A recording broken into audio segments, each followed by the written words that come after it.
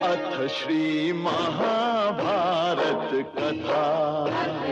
जो आज हमने जो महाभारत के वो वस्त्र सीन्स जो दिखाए हैं, that I believe that has been picturized in the best way could ever be done, with all kinds of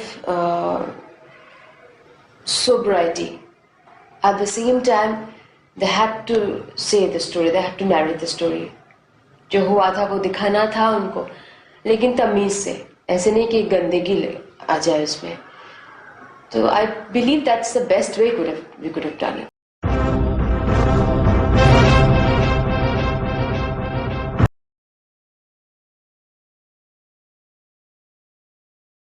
जब द्रौपदी के वस्त्र हरण का सीक्वेंस करने का वक्त आया तो सबसे पहले जो हमारे माइंड में ख्याल आया कि भाई ये तो एक ऐसा सीक्वेंस है जो महाभारत का बेस है.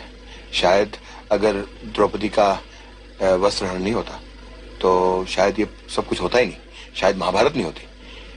ये तो घिनौना एक्ट था ही. और जब हम पहले मैंने द्रौपदी को बुलाया और मैंने एक्चुअली इसको पूरे सीक्वेंस में शूट किया, जहाँ पे उसे खींच के लाया गया और वो सब मैंने एक ही साथ किया.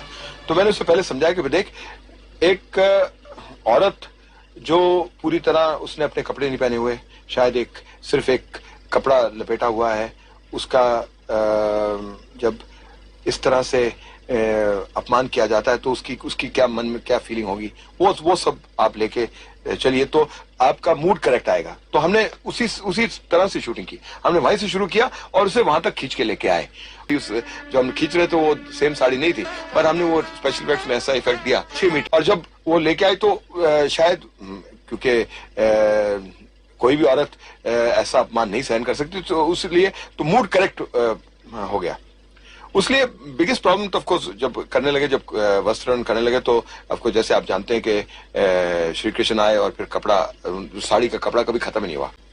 तो उसके लिए एक्चुअली वो सेम साड़ी नहीं थी, वो जो साड़ी उसने बांधी थी और स्वार्थ की परमार्थ की साड़ी बांधी थी द्रौपदी पे. और क्योंकि हमने पूरा सीक्वेंस एक लाइन में किया था और पहले वो जाती है पितामह के पास और उनसे कहती है कि भाई आप बुजुर्ग लोग हैं, आप बैठे थे और आपके सामने मेरा अपमान हो रहा है और आप कुछ नहीं कह रहे.